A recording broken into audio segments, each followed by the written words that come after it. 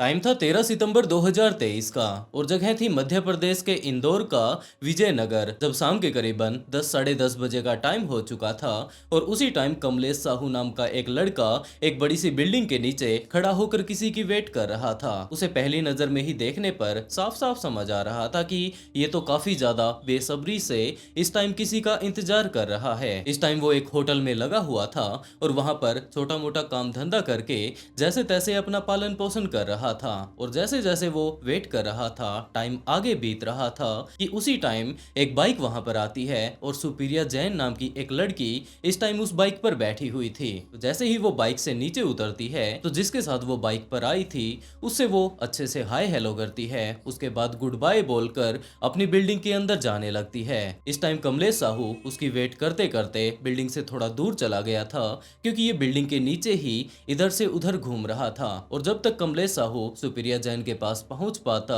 वो बाइक वाला बंदा यहां से जा चुका था।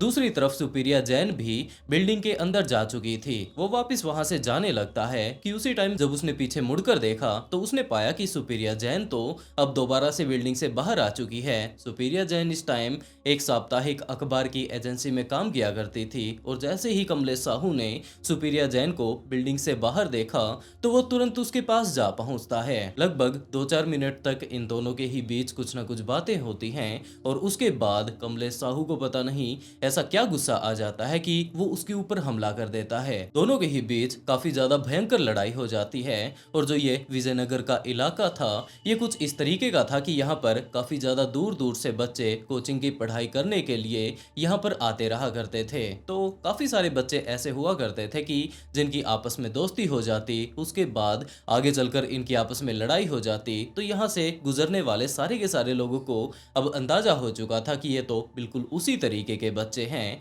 आपस में किसी न किसी छोटी मोटी बात को लेकर ये लोग लड़ाई कर रहे होंगे और कुछ ही देर बाद इनकी लड़ाई शांत हो भी जाएगी क्योंकि काफी सारे बच्चे पहले भी यूं ही लड़ाई करते रहा करते थे। लेकिन ये लड़ाई यहीं पर रुकने वाली नहीं थी। जब यहाँ से दो बंदे बाइक से गुजर रहे थे तो उन्होंने ये चीज देखी कि आपस में एक लड़का और लड़की लड़ाई कर रहे हैं। तो वो लोग जब पास से गुजर रहे थे तो उन्होंने यही बात कही कि भाई आराम से अपने यहाँ बैठकर सुलझेड़ा कर लो, लड़ाई मत करो। और वो लोग बस 30 या 40 मीटर ही इनसे दूर गए होंगे कि उसी टाइम उन बाइक वालों ने एक लड़की के चीखने की आवाज को सुना और जैसे ही उन लोगों ने पीछे की तरफ मुड़कर देखा तो उन्होंने पाया कि जो वो लड़का उस लड़की के साथ लड़ाई कर रहा था उसने उस लड़की को नीचे गिरा लिया है और वो लगातार उसके ऊपर हमले करता जा रहा है। उसने पता नहीं कहां से एक चाकू का जुगाड़ कर लिया है और अब लगातार वो उसके शरीर पर हमले करता जा रहा है। तो वो लोग अपनी बाइक को घुमाकर वापस वहां पर लेकर आते हैं और उसके बाद कमलेश साहू को समझाने लगते हैं कि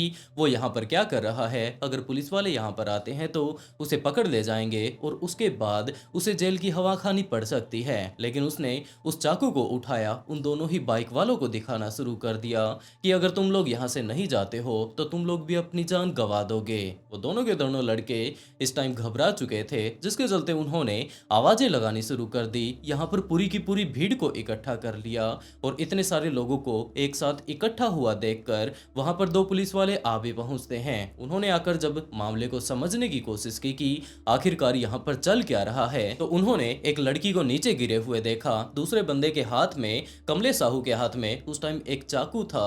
तो वो लोग उसे यही बात कहते हैं कि अपना तुम चाकू नीचे रख दो और अपने आप को हमारे हवाले कर दो। लेकिन कमलेश साहू इस चीज के लिए बिल्कुल भी तैयार नहीं था और वो दोबारा से सुप्रिया जैन के ऊपर चाकू से हमला कर देता है। दोनों के दोनों पुलिस ऑफिसर हिम्मत करके उसके पास जाते हैं और जैसे तैसे कर मशक्कत करके उसे अपने कब्जे में ले लेते हैं। सुप्रिया जैन ऊपर वाली ही बिल्डिंग में रहा करती थी तो ऊपर से उसका भाई संजय इस टाइम तक नीचे आ चुका था। सारा का सारा वो मामला समझ चुका था कि उसकी बहन के ऊपर हमला हो चुका है। उसने पुलिस वालों को बता दिया कि ये उसकी बहन सुप्रिया जैन है। ये दोनों के दोनों भाई और बहन इसी बिल्डिंग में रहते हैं। इसकी बहन इस टाइम एक साप्ताहिक अखबार एजेंसी में काम किया करती थी। लेकिन जो ये बंदा है जिसने कि इसके ऊपर हमला किया है इसके बारे में वो बिल्कुल भी नहीं जानता। तो सबसे पहले तो सुप्रिया जैन को हॉस्पिटल भेजा जाता है। दूसरी तरफ उसके माता पिता को भी इस टाइम इन्फॉर्म कर दिया था कि कुछ इस तरीके से आपकी बेटी के ऊपर हमला हुआ है तो आप लोग आकर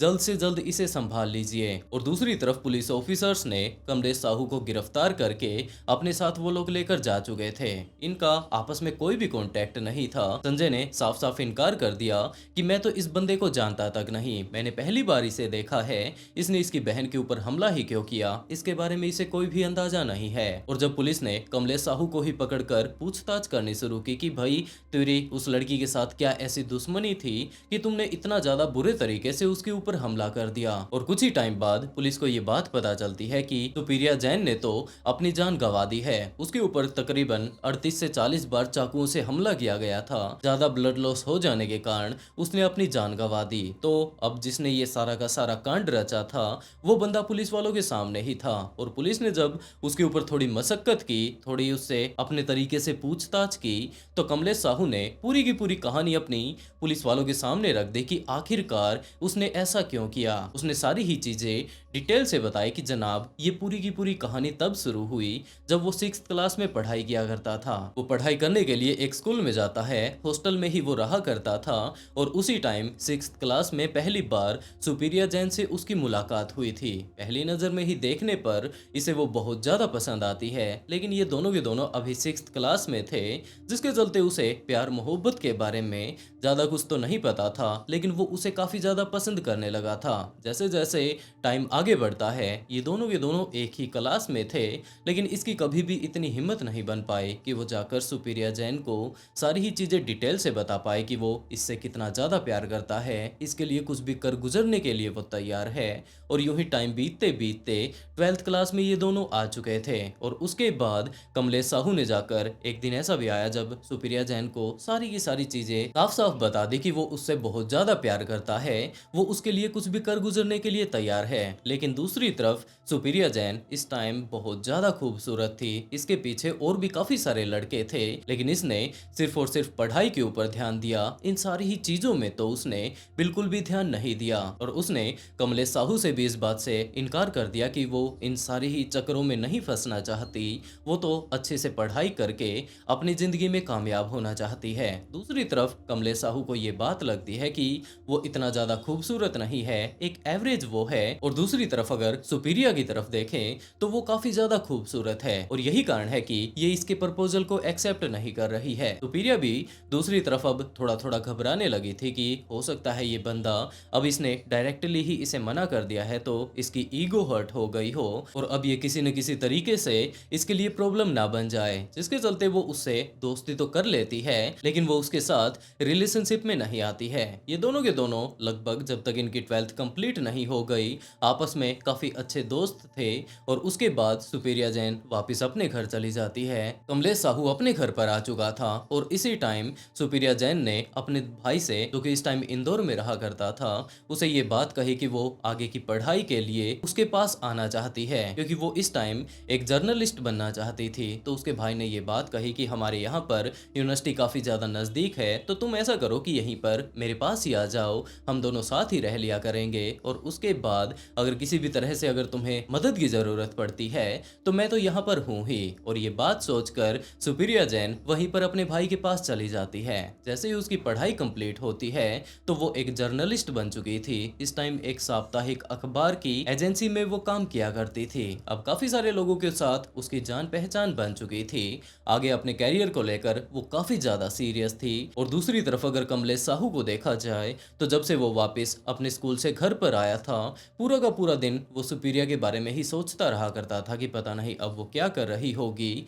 आगे उसने क्या सोचा होगा। पढ़ाई में तो वो काफी ज्यादा अच्छी थी, तो इस टाइम वो क्या कुछ कर रही होगी, ये सारी की सारी बातें वो सोच रहा था। और दूसरी तरफ वो फेसबुक पर सुप्रिया जैन को ढूंढना शुरू कर देता है, क्योंकि इस टाइम उसके पास उसका नंबर नहीं था, कोई भी कॉन्टेक्ट आईडी नहीं थी। और इसी तरीके से फेसबुक पर लगातार जब वो ढूंढता जा रहा था तो एक दिन ऐसा आया जब उसके सामने एक आईडी आती है जिसके अंदर की प्रोफाइल पिक्चर सुप्रिया जैन की ही लगी हुई थी, जिसे कि देखकर वो बहुत ज्यादा खुश हो जाता है और वो उसके पास फ्रेंड रिक्वेस्ट भेज देता है। सुप्रिया जैन अब पूरे तरीके से कमलेश साहू को भूल चुकी थी। वो तो अपनी कंपनी में पूरा का पूरा दिन काम किया करती थी, उसे इस बारे में कोई अंदाजा ही नहीं था कि एक पागल प्रेमी अभी भी उसे याद कर रहा है, जिसके चलते वो उसकी फ्रेंड रिक्वेस्ट को एक्सेप्ट भी कर लेती है, ज्यादा कुछ बिना सोचे समझे। लेकिन जैसे ही सुप्रिया जैन ने इसकी फ्रेंड रिक्वेस्ट को एक्सेप्ट किया, कमलेश साहू को तो ये बात लगने लगती है कि ये इससे प्यार किया करता था। बाद में इन दोनों की दोस्ती हो जाती है तो जरूर अभी भी कहीं ना कहीं इसके दिल में में इसके लिए प्यार है और ये हो सकता है डायरेक्टली इसे बोल ना पा रही हो, तो उसकी लोकेशन देखकर कि आजकल ये क्या कुछ कर रही है, कहाँ पर रहकर अपने फोटो वगैरह अपलोड करती है, तो वो भी इंदौर आ जाता है। कमलेश साहू के पिता ने इस बात से मना कर दिया था कि बेटा, हमारे घर का इतना ज़्यादा जुगाड़ नहीं है, लेकिन दूसरी तरफ वो जोर ज़बरदस्ती करके कि उसे तो आगे की पढ़ाई करनी है, कुछ सीए वगैरह उसे बनना है, तो वो कुछ एक पैसे लेकर इंदौर में आ जाता है। यहाँ पर आकर पढ़ाई वो करने लगता है। पूरा का पूरा दिन वो पढ़ाई किया करता था और रात को निकल पड़ता अपनी साइकिल उठाकर प्रिया जैन को ढूंढने के लिए, जहाँ जहाँ से प्रिया जैन ने वो फोटो अपलोड की थी, क्योंकि साथ में वो लोकेशन भी अपनी अपडेट कर दिया करती थी। तो उन्हीं सारी जगहों पर जाकर वो ज़्यादा से ज़्यादा देर तक बैठा रहा करता था कि हो सकता है सुपीरिया जैन दोबारा से यहाँ पर आ जाए और उसके बाद उसकी उससे मुलाकात हो जाए। और जब उसकी मुलाकात ना होती तो वो वापस चला जाता। पूरा का पूरा दिन दोबारा से पढ़ाई करके शाम को वो उसे ढूंढने के लिए निकल पड़ा करता था। और उस टाइम इंदौर के काफ़ी सारे लोग अपनी लाइव लोकेशन ऑन रखा करते थे, ताकि जितने भी जान पहचान के लोग आसपास के कैफे में हो तो वो उनसे मिल लें और उसके बाद आपस में हाय हेलो कर लें।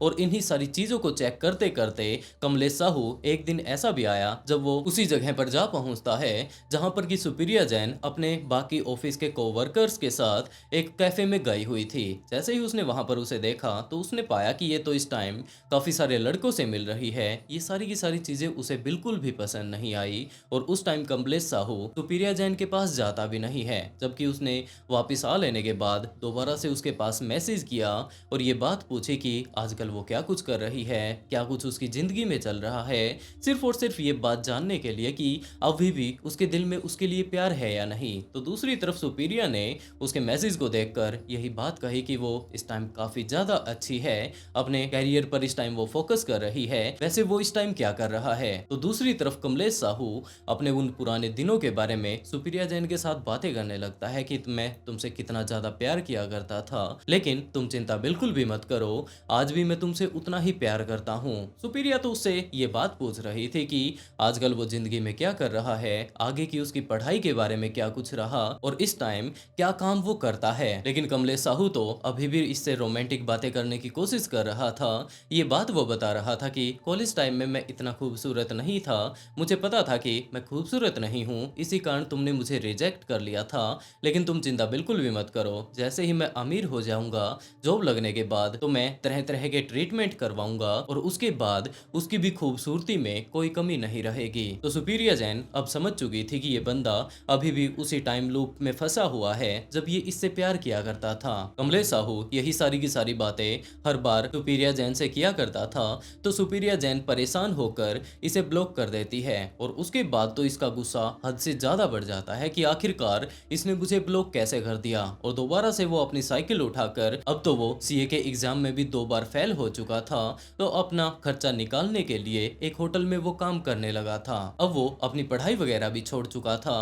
पूरा का पूरा दिन होटल में काम कर लेने के बाद शाम को अपनी साइकिल उठाता और उसके बाद सुपीरिया को ढूंढने के लिए निकल पड़ता। और एक दिन ऐसा भी आया जब उसे पता चल जाता है कि सुपीरिया जैन अपने दोस्तों के साथ यहाँ पर इस जगह पर आई हुई है, तो वो वहीं से उसका पीछा करना शुरू कर देता है। उसका तब पीछा वो तब तक करता है जब तक कि उसे इस बारे में नहीं पता चल जाता कि सुपीरिया जैन किस बिल्डिंग में रहा करती थी। वो उस बिल्डिंग का पता कर लेता है और उसके बाद 13 सितंबर को वो पहले से ही उस बिल्डिंग के नीचे आकर खड़ा हो जाता है कि वैसे तो इसके साथ इसके सारे के सारे दोस्त रहते हैं, अगर ये मुझे अकेले मिल जाती है तो मैं इसके साथ काफी अच्छे से बातें कर पाऊंगा, अपनी सारी की सारी फीलिंग्स मैं इसे बता पाऊंगा और उसके बाद ये मेरे प्यार में जरूर पड़ जाएगी। जिसके चलते वो उस बिल्डिंग के नीचे 13 तारीख को पिछली काफी देर से वेट कर रहा था कि अभी भी वो नहीं आई। आखिरकार पता नहीं उसे इतना ऑफिस में क्या काम रहता है।